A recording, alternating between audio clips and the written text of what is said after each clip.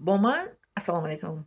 عزیزی سلام باشه. با من در خانه برادری خردیم وصف خانگی میکرد، یاردم میکرد در صنف 1 تا 4 برای اینکه پدر مادرم کار میکردن. پدرم کارگری завод فابریک در اونجا کار میکردن. پدری من بوغالتری تمام کردگی، لیکن کاری بوغالتری کار نمیدیدن. برای اینکه میگفتن که اوتا جان چی شما بوغالتری تمام کردین کار نکردین؟ بعد میگفتن به من که من کاری در یک جا نشسته ناز نمیدیدم که یکی میسو ایش کم میکنم، یکی می سرم میریزه کال میشه، یکی پورا یکی میگیرم گناهگار میشم. برای همین بوغالتری کار نکردم. پدری من در هر جا کار میکرد، در فابریک، در завод، در که بوغالتر بودن. پدری من کسبشون. مادرم колхоз кор мекунад, колхозчӣ. Баъд доим мамам мегуфтанд ки мисли ман колхозчӣ нашавен. Ман ятим мондам аз падару модарам, ки дар ягон ҷо нахондам. Модари ман то синфи 4 ҳарфи лотинӣ хати мактаба тамом кардагӣ буданд. Дар Тоҷикистон аз соли 1928 то 1940 ҳарфи лотинӣ буд. Баъд аз соли 1940 баъд ҳарфи клирикӣ шуд алфавит. Мебинед? Ина ба наздикӣ ёфтам ҳамин чиз маълумотро, ки дар Тоҷикистон аз соли 1928 ҳарфи лотинӣ будааст то соли 1940. بعد از سال 1940 این طرف، یعنی حرفی که ما میخونیم که کلیری با پیدا شدگی. مادری من مکتب رو تا صنف 4 با حرف لاتینی خوندگی. پدرم تا صنف 4 اینجوری، بعد از صنف 4 اون طرف لاتینی کلیری کشیدگی، با کلیری خوندگی پدری من.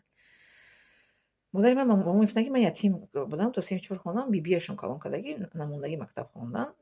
بعد بابام میگفتن که شما خونید صاحب معلومات شاید مثل من کالخوز نشین، در کالخوز کار نکنید. بعد میگفتن که جون رو عذاب ندید که جون شما رو عذاب میده. من جون رو عذاب دادم. در پیریم چقدر عذاب کشیدم. پاچه‌های مادرم رو در میکردم، میونش رو میگفتم میونم مساج کنیم، پاچه‌ام مساج کنیم. من مساج میکردم، هیجام میکردم، خیلی عصبی میشدم. مادر رحمتی. بعدم کالخوز بودنشون میگفتن که جون رو عذاب ندین. در وقت مکتب خونیام میگفتن که جون رو عذاب ندین که عذاب میدید. بعد میگفتن که از کار اگر آبرو میافت، خر آبرو میافت. کاری خر که تمام شد، خر رو یک شپلاق میزنن، یک شتا میزنن، اون طرف گم شو میگن. برای همین هیچ با کاری وزنین چی نشوین، دودا نشوین و آرزو نکنین که مثل من کالخوز شوین یا که یگان کاری عادی کنین. مثل نیست در راسته میبینیم کاری سیاه میکنن، پولشویی، طبقشویی، کوسه‌شویی. همین کاری وزنه، کاری سیاه نمیخونه.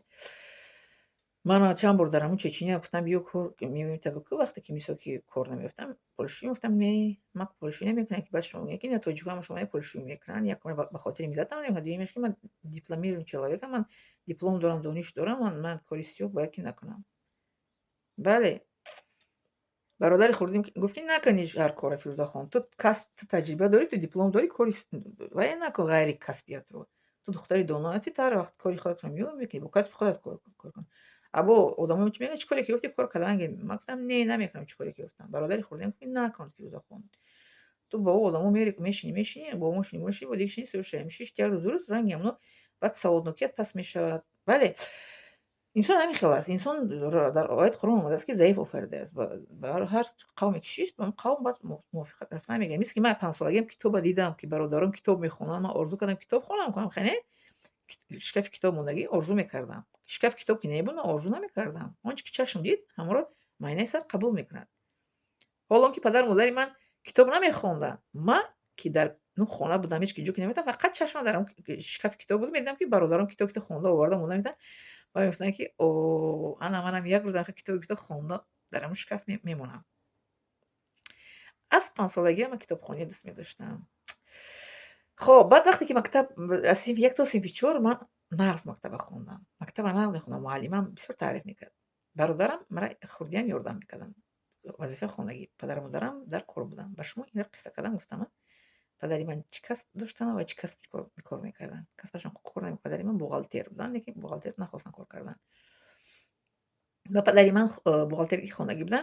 خانه‌سازی چی داشتن، مهارت داشتن. خانه رو هم خیلی کلاشون قطعی میکردن، حساب میکردن که همین خانه چند متر باشد کوادرات، چقدر لای میره. خانه لای میساختن پدری من. چند تن لای میره در این خانه چند کوادرات دیگه کلاشون قطعی حساب میکردن. هم لای چی میکردن میگفتن میآوردن خانه میساختن. خانه ما رو پدرم خودش ساختگی بود در اون اورژنزوباد. ما 3 خانه داشتیم با ویش пешдолонаш. ҳавлини мо 6 содиқ буд. خона، ошхона, газхона, оғилхона, чӣ мегӯянд, кӯмурхона, тапахона, апликахона, ҳама инҳоро падарам раҳмати худашон сохтагӣ буданд. бо болохона доштем.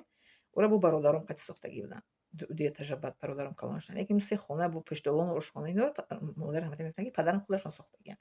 Сохтанд баъд маро аз чӣ мегӯям модарама бо бародарам аз дараи бед гирифта меёранд. Дараи беда касе ки донад аз дараи беда таваллуд шудагиянд падару модари ман. Дараи бедиш ноҳияи Ваҳдатда. Падару модари ман бобои ман ино дар дараи бед таваллуд шудагиянд. Баъд аз бародари калониам аз ана боқӣ монда ҳамамон дар ҳамон кӯчаи Ҷомлии 2 таваллуд шудагием. Ноҳияи Урзубод, Ҷомлии 2, колхози Лелин, участкаи Андрей. Ҳадо қисса давом дорад, мезанам шумо.